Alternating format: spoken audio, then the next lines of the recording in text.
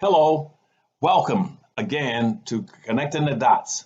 I'm your host, Dr. Claud Anderson, and today I got a good topic for you. I'm sure you'll be very interested in hearing it because it's very topical. I just got word that the United States Congress has approved the Congressional Black Caucus to host our forum and a hearing on Black reparations in America.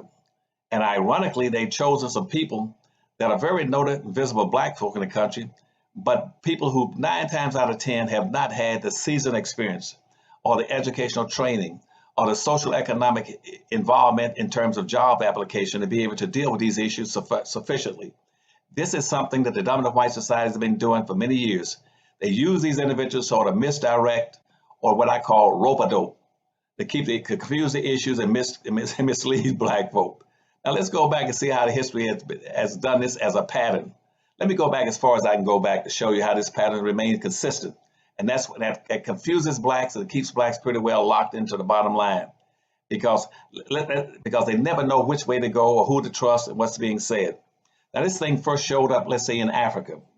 Africa, way back in about 500 years ago, you had European slave traders would come around the African coast, and guess what they do? They would get paid to go down on the beach and wave bright yellow cloth to attract all the African out of the woods and out of the villages to come down and pick up the cloth because they knew Blacks would be attracted to colorful clothing such as red and yellow and green. They would come looking for the clothes or the cloth. And once they got down there, slave hunters had no problem just capturing them all right there on the beach and chaining them and branding them and putting them on slave ships and shipping them out of Africa. That's where that first thing began to appear, a pattern of saying, if we can attract Blacks and get them someplace and use misleading devices or individuals who got great respectabilities, like in Africa, we use some of the chiefs to do it or some of the minions to do it to attract Blacks down to the beach. Later on, I found the same thing happening, let's say in around 1818, when religion began to move through the country, and Black folk wanted to join the religious movements in this country with the televangelists or the evangelists in general to become more involved in the Christianity. And so the dominant society approved ministers who they felt could best control and attract Blacks and keep them based strictly on biblical principles or what they call Catholicisms or learnings that they had learned to be very supportive of slavery indirectly, that they would work hard, be obedient, and look for pie in the sky. And the ministers did a magnificent job of teaching them that, and the ministers were rewarded. But the dominant society knew, and the slave masters knew, that since Black folk had been denied an education, that most of those ministers were not equipped to be leaders for Black folk in social economics or in slavery, or how to get out of slavery, or in politics, or how to teach the Black folk to form new religions and new social communities. They know they weren't qualified, but they chose those ministers. They selected them intentionally to hold the people in obedience. That stayed pretty true throughout up until about the 19th century. They still were selecting certain kind of Blacks to try to be Black leaders, even though they knew full well those Blacks were not totally equipped intellectually or physically or financially to be leaders for the Black community. And so let's jump up now. Let's say about in the 1930s and up through the 1930s and 40s. Again, they said, now what we must do, again, is pick some of the most visible Blacks to be the role models and leaders for Blacks. And the first thing they turned to, again, and what they'd used in the history before that, was to pick entertainers. And so people and movie stars, they became very prominent Blacks.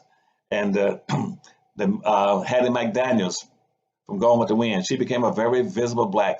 They called on her to speak out on race matters, even though Hattie McDaniel didn't have the education or the background to be speaking out on racial matters, but they chose her to do that intentionally and picked her as being a leader. Following that in the 1930s, here's Jesse Owens, who set a record for being the fastest human being alive. They made Jesse Owens sort of a leader for Black folk, a spokesperson for Black people. And they paid him to go all around the country through the 30s and 40s into the 50s, again, as being a spokesperson for Black folk. Even though Jesse Owens was a fantastic, marvelous, super athlete, but he was not equipped to deal with politics and social economics or to try to be a leader for Black folk. Joe Louis was used in the same manner. They chose Joe Louis because, again, he was a heavyweight champion of the world, and he had beaten the Germans. That's their Max Malin, and proved himself to be able to knock out some of these what Germans felt was the superhuman beings, the white German boxers, and so they used him and made Joe Louis a hero. Joe Louis went all across America being a spokesperson for black folk, even though eventually he wound up being bankrupt and being a door opener at gambling casinos in Las Vegas. But again, they used him to be a leader for black folk, to speak out on racial issues, racial matters, even though he was not equipped to do it. The same thing stayed true when athletes also went into the areas of entertainment. They started using black entertainers again to be spokespersons, and even some, again, they picked up a few ministers to do it again, and they picked up ministers that were very well equipped on religious matters, but they were not equipped on history and racism in America. That even showed up in the 1960s civil rights movement, when you had a major contest going on, a battle going on between Martin Luther King on one side and Malcolm X on the other side. Martin Luther King was a very, very bright man, very knowledgeable about religion, but he was not that keenly endowed in knowledge on understanding race matters in America. And so to white society, he was much more palatable because he talked about being compassionate, coming to being out, seeking better angels, getting along with people, social integration.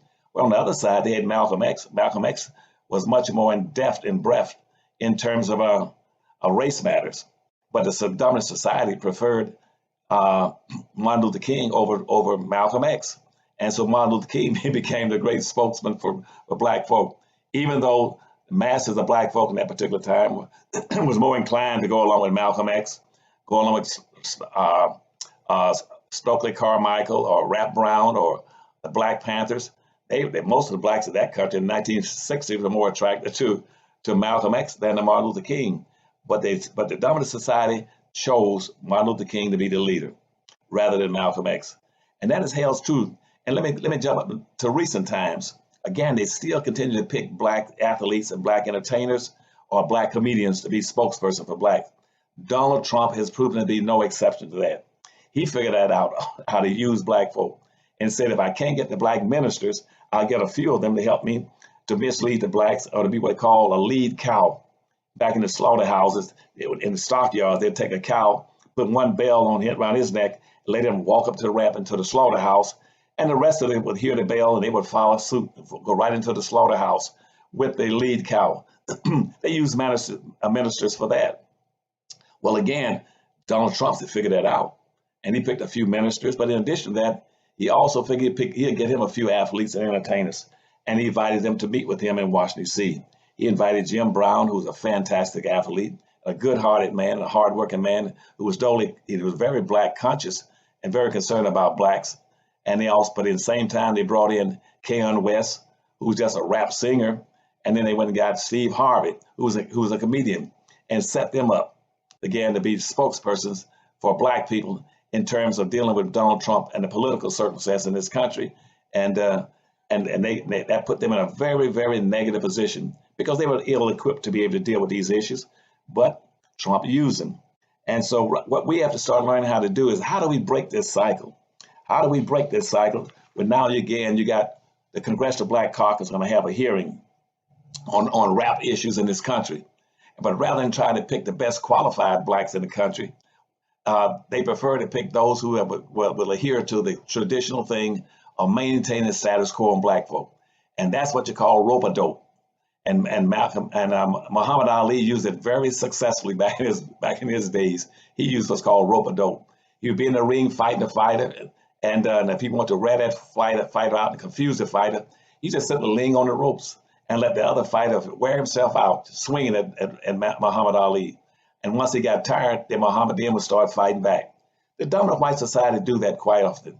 They let groups come in and try to swing at the white society and making no effect and no impact on them until they wear themselves out. It can be the Black Lives Matter or the marches or demonstration, where they regularly have marches all over the country. Let's march again to commemorate the 1963 march.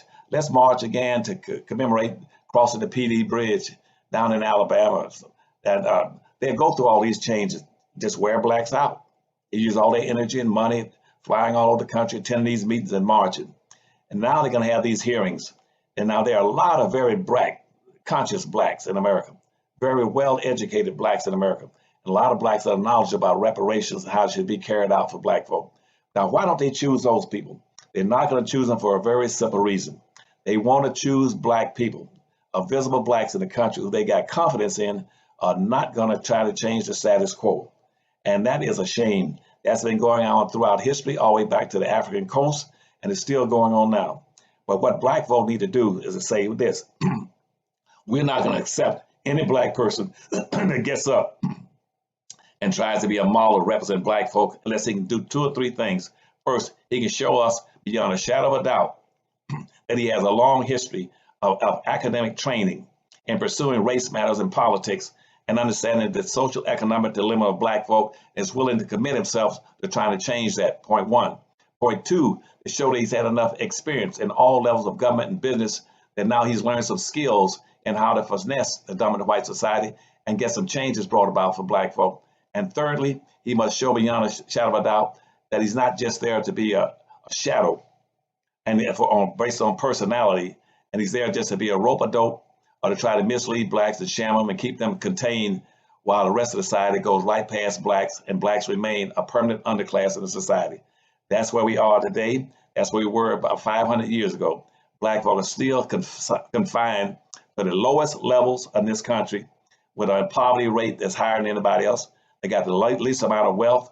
They're in a dangerous position. And people like Donald Trump, if he's going to be serious about doing something for black, he needs to quit shamming and come out and pick some real, truly well-educated blacks that understand what black folk need and knows exactly what to request that to be able to help and qualify blacks to a better quality of life. Same thing with the Congressional Black Caucus. They need to quit shucking and jiving too and pick some very seriously well-educated blacks in this country to come to Washington, D.C. and lay out a very comprehensive reparation plan rather than shucking and jiving and trying to maintain the pattern that's been going on for 500 years. That's my comments and my commentary this day on reparations and how blacks have been misused and abused and to mislead their own people for 500 years. Have a pleasant day. Keep the faith. See you next week.